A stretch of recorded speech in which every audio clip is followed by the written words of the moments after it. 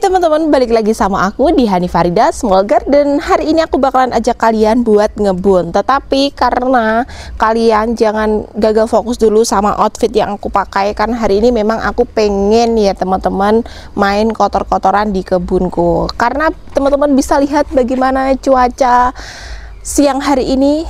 Kalian tahu sekarang jam berapa? Sekarang adalah jam 12 siang teman-teman.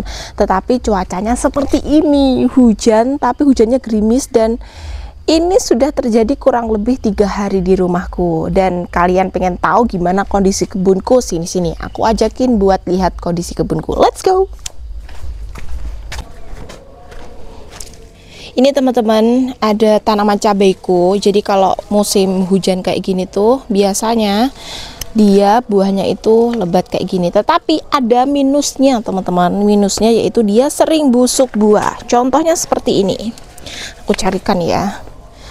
Dia itu gampang busuk buah teman-teman. Jadi ini masih oke-oke aja, tapi nanti setelah beberapa saat kemudian pasti dia juga akan rontok gitu, buahnya akan busuk. Contohnya seperti ini tuh. Jadi dia belum tua sempurna, tapi dia sudah rontok. Tapi nggak masalah, yang penting ini kita ada asupan. Untuk percabeannya masih baik-baik saja. Kita akan lanjutkan melihat kebunku yang ada di depan. Kelihatannya ini memang 3 hari aku nggak ngebun sama sekali, jadi sepertinya kebunku sangat buruk sekali kondisinya teman-teman. Makanya aku pengen kasih tahu ke kalian gimana buruknya kondisi kebunku saat ini. Ikuti aku. Jadi untuk kondisinya kurang lebih seperti ini ya teman-teman. Waduh, sampah dari pohon sirsak ini berserakan kemana-mana. Tetapi nanti untuk sampah-sampah daunnya seperti ini kita akan bersihkan, kita akan sapu dengan bersih ya teman-teman. Dan akan kita jadikan sebagai pupuk juga. Dan kalian bisa lihat ya Allah, 3 hari aja aku nggak main ke kebunku, alhasil kebunku seperti ini. Jadi kalau berkebun itu supaya kita bisa tetap tertarik dan menarik gitu ya, kita harus rajin buat bersihin kebun kita. Masya Allah tuh kayak gitu sampahnya. Tapi nggak masalah, kita nanti akan memperbaiki kebun kita supaya lebih bersih. Ini teman-teman untuk rice bedku yang pertama dan yang kedua ini berbeda. Aku di situ nanam pakcoy tapi dia bisa tumbuh, tapi yang di sini gagal total. Dan seperti inilah ketika kita berkebun, walaupun nanamnya sama tetapi untuk hasilnya juga berbeda. Dan teman-teman bisa lihat sekarang ini sudah mulai hujan lagi ya, seperti ini teman-teman. Nanti hujan, habis ini reda, hujan lagi reda, seperti itu.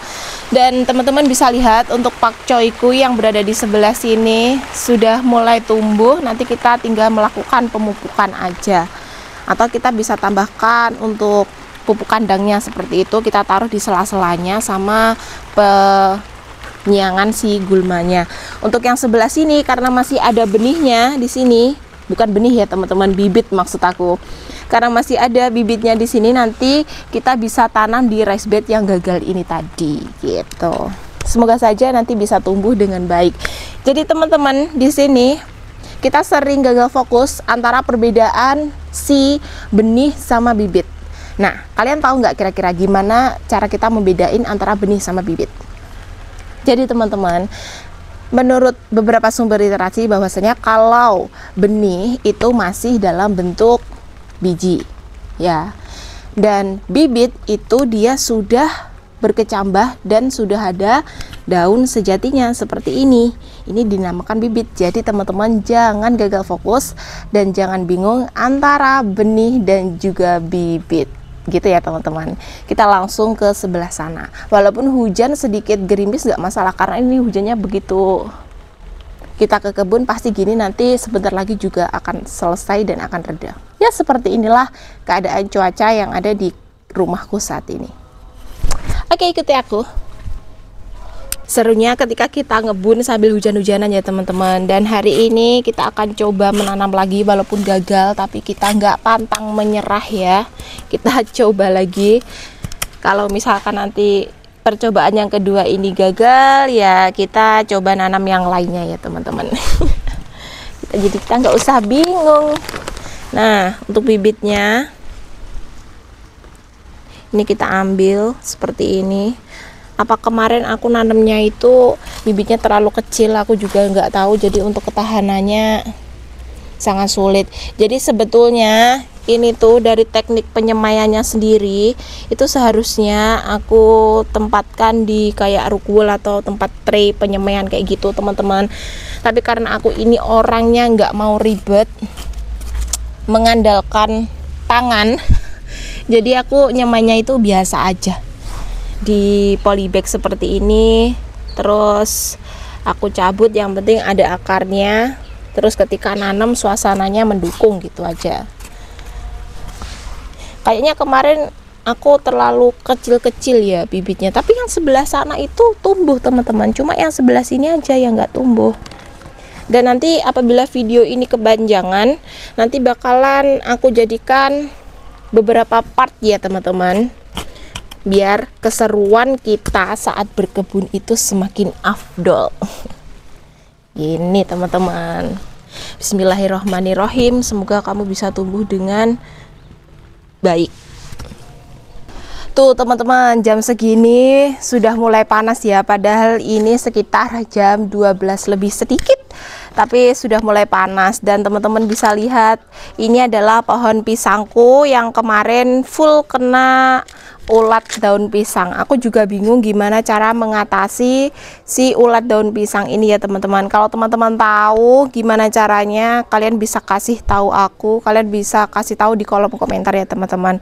Karena tanamanku hampir semuanya itu kena ulat daun pisang ini teman-teman. Ya bisa berbuah, tetapi untuk hasilnya tidak akan maksimal. Biasanya buahnya bisa besar-besar, tapi ini nanti pasti kalau sudah terkena ini buahnya bakalan kecil.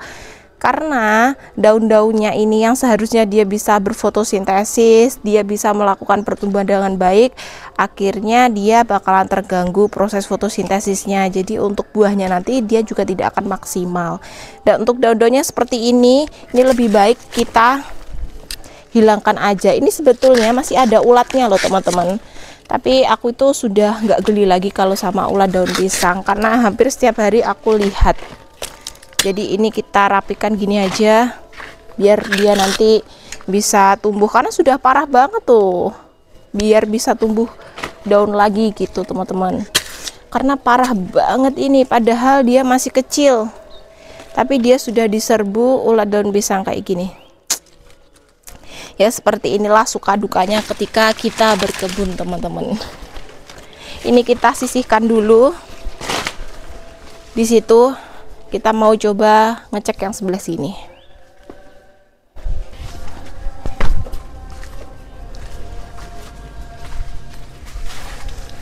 Nah teman-teman, jadi untuk yang sebelah sini kalian bisa lihat ya, untuk pohon pepayaku ini dia sudah mulai menghasilkan buah-buah tuh. Di sini sudah ada yang jadi satu, karena sebelumnya itu teman-teman dia itu nggak jadi buahnya. Jadi kalau sudah berbunga terus ada buah yang masih muda kayak gini, dia nanti akan menguning terus akan jatuh berguguran.